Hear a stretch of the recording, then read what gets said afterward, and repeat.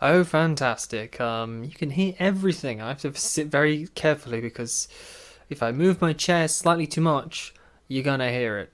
My laptop just decided it wanted to be a flipping helicopter. Why? Anyway, hello and welcome back to the Lion's Den. I'm your host, Matt.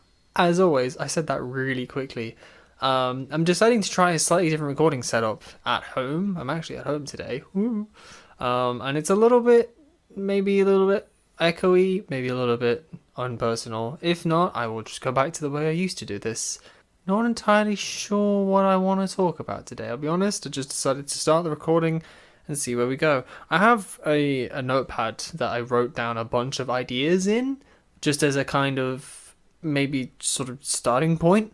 And I think the problem is a lot of the stuff I've already done, which is really annoying. So it's like, ugh. I think the only section I haven't done is down in the bottom corner, which is talking about drawing. I suppose we could talk about that. It might be interesting. Who knows? I think I've discussed previously that I am a self-taught artist through sheer will and determination, I think. My kind of like origin story, if you will, is that I saw a lot of stuff online of people just being artists and doing commission style stuff online and just being really interested with the kind of stuff they were drawing. And I was thinking, oh, it'd be really cool because I have ideas in my head, and if someone would draw them, that'd be really nice and cool and awesome. But at that time I was a young teenager, and I didn't have money. I didn't have any kind of payment method for the internet at that point in time, nor did I know the dangers and risks and how it all functions correctly. So there was never going to be a way that I could start by purchasing art. So instead, what I said is, screw it, I'll just learn to draw myself. Oh gosh, 7, 8, 9, 10 years later, still going. Drawing is really freaking hard. And I say drawing because, to be honest, the kind of stuff that I do is hobby level. It's nothing professional, it's nothing wild or crazy. It's just a hobby, and I am a hobbyist for it. And I still have that same intention of, I have ideas in my head that I want to see visually, hence why I learned to draw. And yeah, that led me down the huge rabbit hole that is just art and creation and everything. I think had I hit that stride a bit sooner, I might have had an alternative route in my life. Instead of going through hard academia, I might have gone through the creative arts instead. Who knows? I mean, I dabbled in music, not the creation part, but I learned guitar, and I learned how to play guitar well. And as I've gotten older, I've expressed the intention of learning sort of music theory and how to know what to play rather than how to play, I think is the idea. And it's the same with art, really. There's the difference between being able to draw and knowing how to draw, if that makes sense. Especially when it comes down to my biggest contention, which is traditional versus digital media. I have used both, but I've used digital media a lot more than traditional media, mainly just because digital fits into my lifestyle a little bit better. I mean, with traditional media, you need a physical space to do the work, and you need physical items that take up space to also do them. If you want to be a painter, you need paints, and therefore you need a space to work with, you need a canvas, you need all of the necessary precautions to stop it becoming a mess and going everywhere, unless you have a studio, which obviously I don't have a studio. I have my bedroom that I live in and do everything in. So digital media was a way for me to create more interesting and varied pieces without having to have the physical space and the physical items that you would need in a traditional medium. I got my footing in traditional media, to be fair, because I didn't have anything digital for a while. I didn't buy a proper drawing tablet and learn how to use digital art software probably a couple of years into the hobby. Because I mean,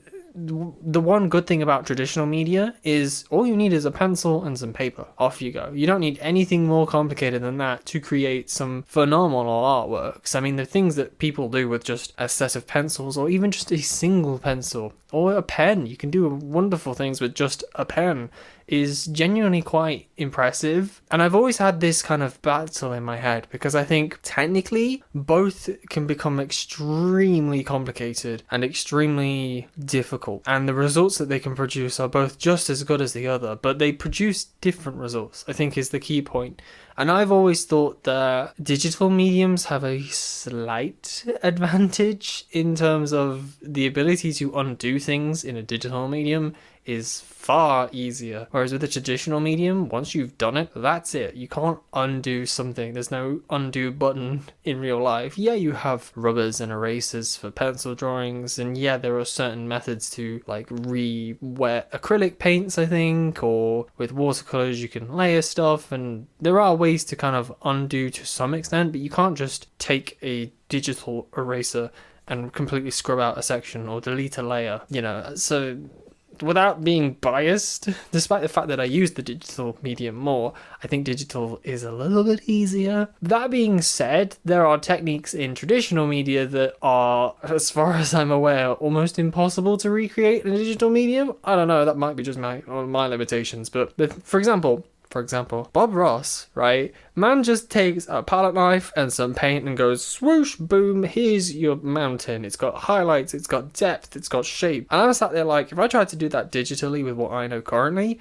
I couldn't do it. I couldn't replicate the things that he does with traditional mediums. So, but then again, I come back to my point that once you've done that, as he says, that's done. You just gotta do it and work with whatever you get. You can't change it really. You can maybe modify it and fix it slightly, but it's done, right? I'm not trying to discount one or the other, because both at the upper echelons of professional work are extremely complicated and extremely difficult. And I definitely think that art is one of those things where the more time you put into something, the better it gets. It does have diminishing returns, but it never hits a point where you put more time in and it gets worse, if that makes sense. Like, there are some aspects of other hobbies, I think, that you can put more time in and it gets worse rather than better. So yeah, it's interesting in that regard. Yeah, so like I said, I'm self-taught. Drawing for me is very dependent on mood. Much like guitar, I have to be in a specific mood to want to do it, which is really bad. Or maybe it's really bad if it was your job, but it's bad for me because I can go weeks without exercising that skill, and it's been really annoying because you have to kind of build yourself back up, and it's awkward. But I think I find I enjoy it a lot more when I'm in that mood, because even if I'm not creating something, if I'm just maybe grabbing an old piece I've done and digitalizing it, for example, or just painting a piece that I've started and haven't finished, it's just kind of zen, I suppose. Good way to just listen to some music and do something not kind of complicated and can't speak. Not complicated and kind of expecting a lot of brain power on my part, because a lot of stuff I can kind of do automatically without thinking too much. It's nice to explore those complicated scenarios of new ideas that I haven't done before, or maybe new techniques I haven't done before. That's always interesting, and maybe trying to emulate things I've seen other people do to then learn techniques is also good, although it's just difficult and time consuming, and I go, this is a lot to work with, so it's interesting. That's one thing I've learned recently, but yet is annoying, is that one thing I really struggle with art is going from a blank page to something. That is the hardest part for me, I'd say, is just actually getting something down on the page. Oftentimes I'll have a lot of false starts, I'll have to completely trash a piece and restart again, or maybe I have to wipe out a huge chunk of something because I don't like how it looks, or maybe the pose is a bit wrong, or the background's weird. He says, having hardly drawn backgrounds. But that's the biggest problem for me, is because there's this concept where your visual ability in your mind to see something that isn't physically in front of you is a huge factor in how easy or difficult it is for you to get started with drawing. That being said, I have an opposite ability, which is that I'm very good at taking from reality and drawing what I can see. Like, that's a skill I've always had, even in school before I started doing art seriously in my own time as a hobby. If someone said, oh, let's do a life drawing study where you've just got an object in front of you and draw it, I'm very good at doing that for some reason. I'm very good at picking up the details and making the proportions roughly correct and getting all the little details and whatnot, which is helpful because a lot of drawing is reference based, and if any artist ever tells you that they can draw without references, they're probably lying to some extent, because references are what help you ground things in reality. Yes, if you want to create fantastic or fantasy items, you won't have a reference particularly, but I guarantee you they're probably taking inspiration from something. There's probably some in other artists that they're looking at for general ideas and concepts. So I don't know. Maybe I'm overgeneralizing, but yeah, it's helpful that I can use references because in my mind I cannot picture a single thing. There's a sliding scale where if I told you to imagine an apple, what can you see in your head? Now, for some people, like myself, I can see nothing. It's literally black. There's nothing in my brain. I cannot picture the idea of an apple. But if you told me to draw an apple, I'd probably get pretty close because I know what an apple should look like. For some people, they can picture basically a photo of an apple in their head. They can imagine the shape of it, the color of it, the fine details. Maybe they can see that it's got a stem with a little leaf on it and perhaps a drop of water, and they can see like the white reflection of the highlight of the light source in the water. Maybe as I'm saying this right now, you've got that picture in your head, or maybe you got somewhere on a sliding scale. To some people, they can just see maybe a flat circle that's red for an apple. The next step up would then be it's got a slight like heart shape because it's not perfectly spherical, and then the next step up would be having a bit of shading and lighting to it. Maybe you're thinking of one of these steps, or maybe you're like me and you can't imagine it at all, but that's what references is for. It's being able to actually look at a real thing and then be able to recreate it. And one thing that I've learned probably more recently than I should have learned is the idea of combining references. Like, it's okay if you want to practice with a single pose.